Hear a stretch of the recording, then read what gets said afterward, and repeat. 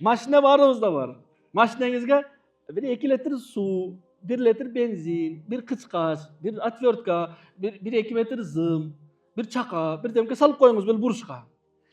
Жолдо эмне ниетте? Жолдо бирөө токтоп калган болсо, суу керек болсо суу, бензин керек болсо бензин, прикуривать керек болсо зым, отвертка керек болсо кычкач, бүт баары менде бар деген ниетте машина айдап баратсак, биринчиси Аллах сизди эч качан жолдо калтырбайт, муктаж кылып. Бир, экинчиси сиз бүткүл элге пайда жеткизген адам болуп саналасыз Аллахтын астында.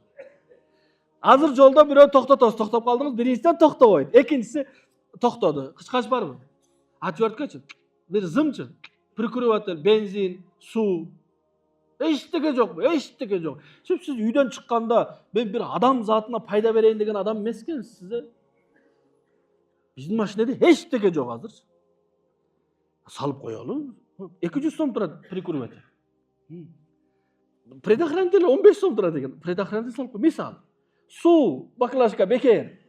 Бензин 100 сомго 1,5 литр. Мисал. Ниет эмне? Бирөөгө керек болуп калса беремин. Аллаху акбар. Аллах сизди ушундай коргойт, сиз көчөдө калбайсыз, бензини жок, суу жок, машинеңиз кайнап калбайсыз көчөдө. Эмнеге? Сиздин ниетиңиз эч ким көчөдө калбасын деген ниетте жүрөсүз. Элестетиңиз, токтотту бирөө. Байке суу барбы? Бар. Бензинди көп калдыр, кичине бензин да бар. Прикуривать кылып алайын, прикуриватель да бар.